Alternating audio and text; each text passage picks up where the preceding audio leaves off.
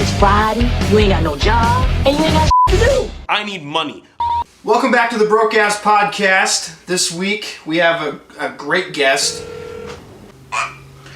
Mr. Jake Aurelian? Yeah. Oh, thank you for having this interview with us. Oh, absolutely. You have a brand new book out, I do. and we're going to get to it. Hold on a second.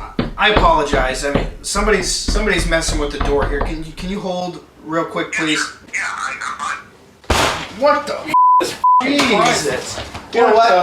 If you want to talk to Jake about his new book, you know what? Don't talk to that piss midget, that little pissant. You talk to Ripper the Clown about Ripper the Clown's new book. Oh my God. Well, You know who you're talking to? Ripper the freaking Clown. You go straight to the source. You don't use your cell phone to call some prissy award-winning author. You talk to me. Everybody, Ripper the Clown. I don't even know how you found the studio. We changed locations. I'm all-knowing, man. I show up everywhere. I am everywhere. That's just Ripper the Clown. That's the persona. That's the mystique. Well, I'm glad you're here, but you just interrupted arguably our best interview ever. That had a lot of potential there. I mean, You know what? Your interview's right here.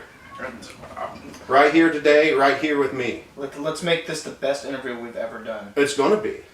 All right. Because Ripper the Clown is the best guest you'll ever have. It's almost like you scripted this whole damn thing. That's just the way Ripper It's works. so surreal. I know.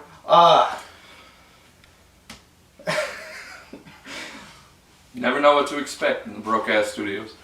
Uh, Ladies and gentlemen, Ripper the Clown is who we've got going on in here. We're talking about the new book, The Life and Minds and Zombie Apocalypse. Of Ripper the Clown, the autobiography of an unconventional zombie. And speaking of broke ass, I think your door's broke now, but that's fine. That's fine. You'll take care of it. That's an expense to you guys. Screwdriver and duct tape should be fine. Yeah. So tell us about the book. Well, the new book, The Life and Minds and Zombie Apocalypse of Ripper the Clown. It's a autobiography of an unconventional zombie, told from Ripper the Clown's perspective. And it's about the zombie apocalypse, but this book is different from all the other zombie books that you ever read, because it redefines and spoofs the zombie genre. It's a comedy book, but at the same time, it still has the zombie elements that everyone enjoys, but it just redefines it. It's rewritten the genre. It's presented the story from the zombies' point of view. Mm-hmm. And in order to do that, it had to rewrite the entire genre, because typically zombies are just brain-dead morons who can't speak two or three, just moaning and groaning. They can't even speak a single word. So in order to present it from the zombies' point of view, I had to rewrite and redefine the genre. Excellent. I think someone else is trying to get into the house. Yeah, that seems to be Aaron's jungle cats in the other room. It might be Jake trying to come here. Maybe it is. It might be Jake trying to interrupt Ripper. Maybe it is. Or maybe it's Flipper the Clown, or Stripper the Clown, or Tripper the Clown. My twin brother, he's a stoner, is Tripper the Clown. No, that is my jungle cats. They're mad because they're locked up. We don't usually do that here, but show must fucking go on. So this is a book told from the point of view of the zombie. Yes. When you were writing the book, were you like thinking of maybe taking advantage of some kind of new marketplace that opened up, or was it just something that you've always kind of had in your head? It's the clown character, Ripper the Clown, started to get some attention the past year. Ripper the Clown, we celebrate my second birthday on Halloween. Oh, all right. Yeah, Happy I'm only 2 years old. Next week, Wow. 2 years old. 2 years old, writing books. Absolutely. And so the clown character had always appeared in my alter ego's books, Jake Aurelian's books. He was just an obscure reference. In Dead Wrestlers, Broken Necks, and Women Who Screw Me Over, Ripper the Clown was a dead wrestler. A member of the tag team called the Cadaver Dogs. Nice. And then in his second and third fiction books, We Lead With Our Guns Out and Living Well Is the Best Revenge. The clown was mentioned in both of them again. And in Living Well Is the Best Revenge, he was a stand-up comedian. So at that point in time, Ripper the Clown was kind of born. It was conceived that he was going to go up on stage and perform stand-up comedy. So in the past year, the clown started to get some attention. And I guess what happened was he needed to become more than just an obscure reference, a 1 or 2 line reference in all the books. He needed a book of his own. So it was at that point that we collectively, me and Jake, decided to make Ripper a zombie, because zombies are hot. The zombie genre is really hot, even though it's overdone. Yeah. and you know, really stereotypical at this point and cliched. It's still hot. Yeah. So, but you know, the book needed to be written from Ripper's point of view. So I had to tweak it and make the genre more adaptable to telling it from the person point of view. That's awesome. And, so the zombie apocalypse occurs. Ripper gets killed. Does not know that he's dead yet. He discovers that he slowly but surely puts it together that he's dead, and the world starts understanding that the zombie apocalypse has occurred. And when one zombie's killed by humans, it kind of precipitates the zombie rebellion. And with Ripper since he was the first zombie, as the head of that rebellion. I see. And so it becomes the cold versus the warm, with Ripper as the leader of the zombie faction. It's a must read. Jake had me read the book, and if you go on his Amazon list, there's just tons and tons of great reviews about it. There are some good reviews of this book. It's a great book. You really do reinvent the zombie genre. It's awesome. You know, I have to say this, I'm really proud of the reviews this book has received. It's really humbling and flattering. Yeah. You know, that people take the time to write reviews for this book, and they say such flattering things about it. I mean, each review so far for this book, it's different. Yeah. They're all positive, but they're all different. They all point out elements of this book that they like. One of the reviews says that Ripper's going to, you know, win the heart of the nation soon, which I hope that happens. I think the same review says that I should be hosting Saturday Night Live, and then another review says that this book's funnier than the entire Harry Potter series. So when people say stuff like that, it's really, it's just really, I'm not trying to. I'm going to say that the last one definitely. Yeah, I'm not trying to toot my own horn here, but you know, Dave. Why? I already have to deal with your jokes. You're gonna bring in another person with this one-liner, just But you know, I'm really proud of those reviews. I'm proud that this book got second place at the Hollywood Book Festival for fiction, and they judge on books that they think should be adapted to movies or TV shows. I'm extremely proud of that. I'm extremely proud of the awards. It's not, you know, I'm not trying to be, you know, braggadocious and arrogant here, even though that is Ripper's tendency. But I will say that this praise for this book and that award, it just really humbles me. It is the award. They should become movies. Does it have a lot of pull in actual Hollywood? I don't know about that. Yeah. You know, but the Hollywood Book Festival, that's what they judge on. Books that they believe should be turned into movies or TV shows, or would be adaptable to some other bigger medium. And you know, I'm really proud of that. I'm really proud that somebody looks at this book and says, hey, this should, in our opinion, be a movie. That's incredible. That is incredible. You touched on it for a second. I want to ask, being an aspiring stand-up comedian myself, what's it been like for you the past couple of years starting to do the stand-up comedy? What successes, failures have you had? You know, when I went up on stage, it was, again, Halloween 2012. I'd never been on stage for anything before, ever in my life. And doing the Ripper the Clown thing was awesome. You know, Ripper went up there and he kicked ass. And I'm not gonna lie. I was, you know, I had the butterflies. I had the nervous jitters going on stage for the first time. But everyone loved it. You know, and again, I'm not trying to toot this horn. Love it. But you know, it's nice when I do. That night in particular, I heard from a friend of mine who, she said she went to work the next day, and a coworker was talking about how they went to this comedy show, and it was the Halloween show, and that all the comedians were bad, but there was this one clown guy on the show, and he was the best one. And the funny thing was, this woman knew my alter ego. Yeah. She had no clue who was up there. So then my friend tells her the backstory. But you know, at the time I didn't really tell a lot of people. So I was going up on stage there for a while. I was going up on stage, and there were people in the audience who did not know who I was, who knew me, my alter ego, Jake. And at the same time, I've met comedians along the way who, when I've met them without being in this gimmick, they don't know who I am. So, but you know, doing stand-up, in answer to your question, I love doing it. I absolutely love going up on stage and having people react to my material. And it's all material from my books, you know, and I don't know of many and I know that a lot of comedians in this area, the Central Illinois area, have a decent amount of accolades to them, but I don't know any who have had 8 literary awards with their performing material that have won that many awards. And that's what I do. I perform. And my material is coming. Most of it's coming from my books. And if it's not in my books now, it's going to be in my books later. Mm-hmm. And there's a lot of successes, like just the little things. Going up on stage and consistently after every show having people come up to me and say, "You are the best one. I like this. I like that. Mm-hmm. I love this." Hearing from strangers, going out in public and having people come up to me and say, "Hey, I saw you do this and I saw you do that." Yeah. And one set in particular I've done a couple times, and you can find it on my YouTube channel. It's Ripper the Clown Show.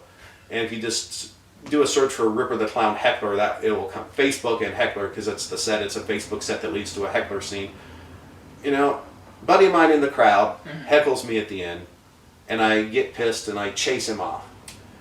You suck, clown! Oh yeah? Yeah, after what happened last time, you want another piece of me, you son of a bitch? Come on! Speaking of aesthetically remembering, look at the cover of this book. Look at that! It's Ripper the Clown again. So I think, in my personal opinion, like, I haven't read this book yet. After you explaining the premise, I now want to read the book. But if I was walking down a bookshop or, say at Barnes & Noble's, etc., and I saw that cover, I'd be immediately drawn to that. Yeah. As an author, what makes you choose how to cover a book? You know what? I want to pay respects to a friend of mine right now who passed away this past May. Ron Carlstrom, he was an artist. He designed my first fiction book cover, and then my second fiction book cover, Dead Wrestlers, Broken Necks, and the Women Who Screwed Me Over, and We Leave With Our Guns Out. First one, I wanted to look like an old-fashioned wrestling poster. I just gave him some photos. I said, "This is what I want. I want, the name, the price of the book to seem like the ticket price," and I just wanted it to look like an old-fashioned wrestling poster. Gave it to him, bam, did it one shot, perfect. Same thing with We Leave With Our Guns Out. I wanted it to look like an old Grindhouse movie poster. He did that perfectly.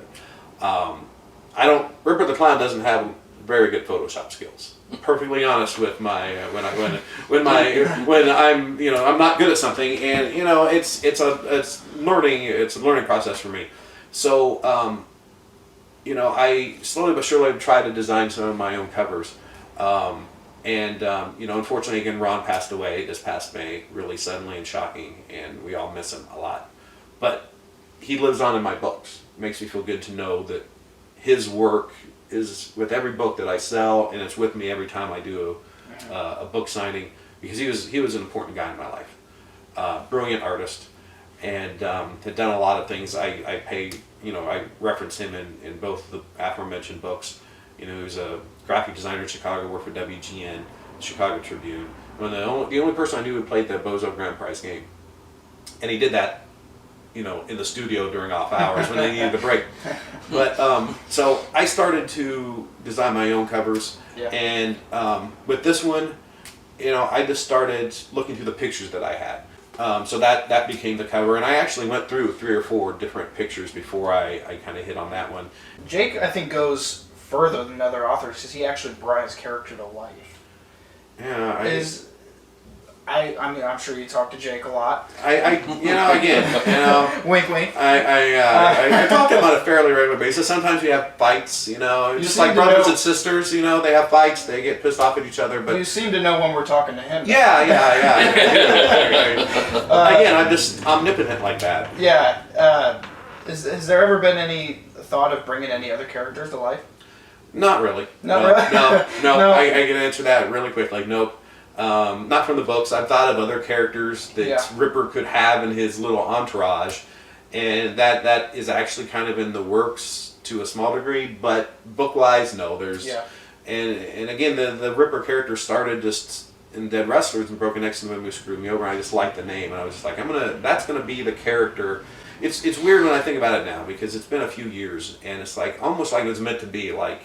That character implanted in that one story, in that 1 or 2 lines. You can almost say that me and Jake and Ripper are really close. Yeah. You could say that, even though we have our battles. But, I would say that. Yeah. Yeah. There's just something about you reminds me of him. Yeah. Totally different people. Totally different people. Yeah. Totally different people. Which but I'm still at the same kind of time- like in shock. That you showed up. I mean, it's great that you're here, but like, I don't know how you found the place. I just, you see that video I did. It's on my YouTube page where I'm searching for a sound. I keep hearing this sound. It's like 6 minutes of video. I mean, I was doing that all freaking day looking for that sound, and finally I found the sound. It was just actually right down the street. It was my this girl shaking a rattle for her baby. That's how I found you. Oh, like wow. I heard Jake talking to you, and I'm like, I gotta find. And it just so happened I was right across. It wasn't a big day-long ordeal. I was just around the corner, so I was like, there. That's where it's happening. So It's going so I down. just had to like burst through the door and stop that right there. I had to just put an end to it. He found us at one of the many broadcast studios. You know what I just noticed? We never officially hung up on Jake. He's probably listening still. He's You know probably what? writing all this Probably. down. You know what? If he is, he's been too afraid to say anything because he knows I can go off on people real easy. He knows that Ripper's got a temper. Well, sometimes piss midgets don't know how to They speak. don't. I guess. They don't. The piss midgets know when they should keep their mouth shut. So, Ripper. Yes. Influences in the comedy scene. A lot of them, and they're not. I hear a lot of comedians talk about their influences, and most of them are modern day. Yeah. Really, modern day wise for me, it'd be Bill Cosby and Julie Brown. Otherwise, we're talking Dick Van Dyke, we're talking W.C. Fields, Groucho Marx, Charlie Chaplin, Harold Lloyd. Guys that started doing comedy in its infancy for film. Guys who at the time had to be funny without cussing because of the censorship. Yeah. Had to be funny without being vulgar or sexist or misogynistic or any of those things. Because they were working under constraints. So they had to perform and be funny through things that are just naturally funny, not shock value humor. Yeah. And I respect that a lot, And I see in the comedy scene, people go up there and they just try to do that shock humor to get a laugh. They know what a funny word is.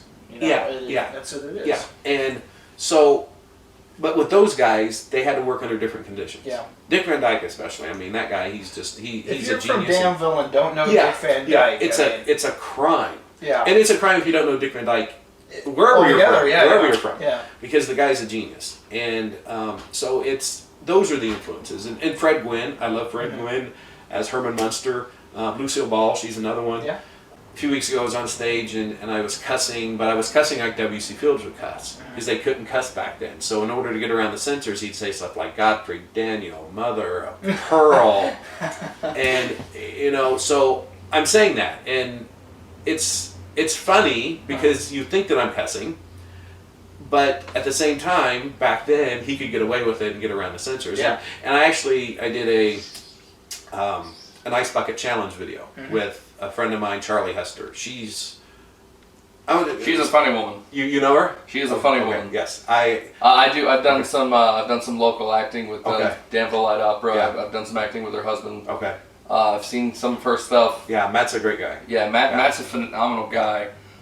Charlie, she's a very, very funny woman. Yeah. If you haven't seen any of her stuff, it'd be a real treat for you if you did. Yeah, Charlie Hester. I say that she's like the modern day Lucille Ball. That's how strongly I feel about Charlie. Huge compliment. Her facial expressions are always gold. Her material is just really fantastic, and it's really relatable, especially to women in the audience, because a lot of female comics go up there and they just tell really raunchy, vulgar stuff, and again, shock value stuff. But Charlie, she does really solid material that everyone can relate to, especially the women in the audience, and it's not vulgar and it's not horribly disgusting. And so I love working with Charlie. I love working with Charlie so much. Whenever I had the opportunity to do a show with her or do a video with her, it's just always a good time. And we work well together, we interact together. And so I did an ice bucket video with Charlie. And when the ice bucket craze was going on earlier this summer. And so I figured, well, what would a clown have thrown in his face? You wouldn't do water, it'd be confetti.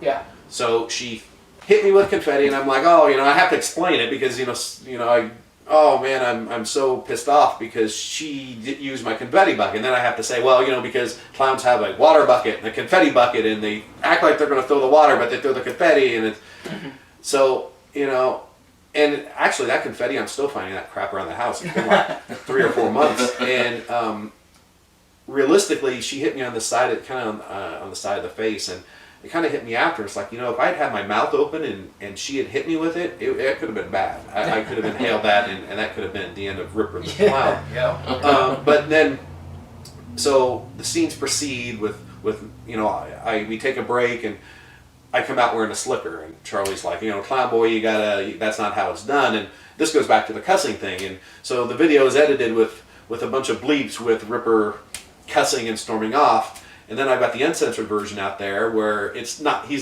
anything. It's just it's type cussing. I love that. And so, and I guess just to finish off the ice bucket story, so the end happens where she dumps a little bucket on my head, and I ramble on about how this is not a big deal, and then she comes and she dumps a big bucket on my head, and oh, poor Ripper, he forgot that his cell phone was in his pocket. And then, oh, poor Ripper, he realizes his face paint's streaming. He doesn't want everyone to see his secret identity. And then, poor Ripper, his Christmas lights are on, and it's June or July, and he's not going to be able to buy new Christmas lights till October. And so that was kind of the premise on the video. And it's just watching the video, of course, I didn't see her facial expressions during the video, but watching it, it's like, it just made the whole video, Charlie's reactions to me. And that's the sign of an awesome professional, where we could not go over this. Just like, this is the premise, this is what we want to do, and go out there and do it in one take, because all that stuff had to be done in one take, and nail it. And it's just, I love working with her. Charlie, you're my sister, one of the few sisters in my life, and I love you to death. Good. All right, then. So we learned a lot today about Ripper. We learned that Jake is a piss midget. We've learned. So now let's learn a little bit more about Ripper. You can find Ripper where? You can find him on YouTube, I'm sure. Yes. He's got a Facebook page? Yes. On YouTube, it's Ripper the Clown Show. Unfortunately, if you were to ask Grandpa what his review of the channel, what would he say? It's bullshit. Gas is still over $3.50 a gallon. What do you think about that, Grandpa? I think it's a bunch of bullshit. I heard my grandpa say that. It's like, what do you think about my book? Randomly say, I think that's a bunch of bullshit. And that's just the way it is. And I want to say this just real quick, and then I'll get back to the comment but I have a great group of friends, great group of supportive friends, who immediately saw what I was doing, understood what I was doing, and wanted to support it and be a part of it. So when you watch my videos, everyone in those videos are my friends. Yeah. And a lot like our videos. Yeah. None of us could do it on our own. Yeah. And I mean, we all could, but it just wouldn't be what it is. Yeah. And so when I send out a text saying, hey, I want to film a video Saturday, it makes me feel so good when I hear, oh yeah, we'll be there, we'll be there. And so being able to, I wouldn't be doing the stuff that I'm doing without having such a great group of friends. And the list would be way too long to name everybody, but if you've been in one of my videos, you know who you are. Or one of your gigs, you got for the clown support exactly, group, right? Exactly. They're always there. Exactly. And so, we were talking about the grandpa video, and that thought just entered my mind that I need to thank all my friends for everything, because of course, the party bus video, the ice bucket video. I'm surprised you're still alive today. You don't mess with rednecks from Westville. Well, I heard they weren't happy about it, but at the same time, I have ran into numerous relatives from those people who've said, "Don't tell them I said this, but I thought it was great." They got a beer in them and they calm down. Well, some people just can't handle truth. Yeah. And, so in the paranormal videos that we've done, the paranormal spoofs, and we recently did one, it's a holiday video where I needed a group of Christmas carolers. And it's just, whenever I need people in my videos, my friends are ready, and they're ready to go, and they're ready, and it doesn't matter how long it takes. They're standing there with me, and the great thing is, we work well together. Yeah. We'll be, doing one scene, and somebody will say, hey, what if we did this? And then someone will add, hey, let's not do that, but let's do this. And they twist it, and then I say, well, let's do this and this. And one little idea is turned into a new scene, and I love that camaraderie that we have. The organic experience. Yes, and it's working together and having them contribute. It's just wonderful. I love that aspect of what I'm doing. That's one of the joys of performing.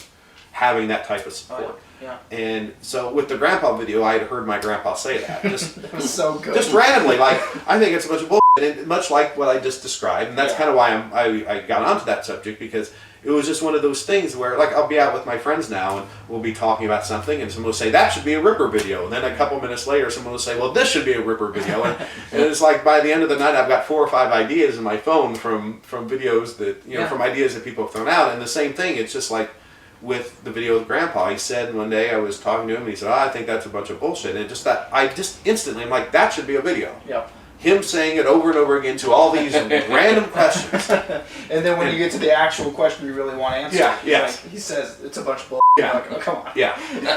And so I had a blast with that. Yeah. And Grandpa did too. He loved the video and he wants to do more. So great. There may be a second installment of that coming soon. Very awesome. And you can catch that on YouTube. Like you said, you have a Facebook. Yes, How I do can have they a buy Facebook. your books? Go to Amazon.com.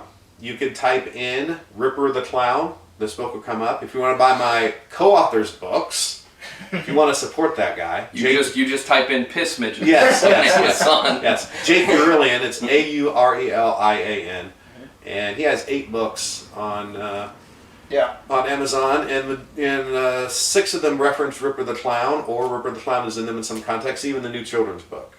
Look at his videos, look at our videos. Yes, One more yes. place you can find Ripper the Clown now is right here on the Broke Ass Podcast.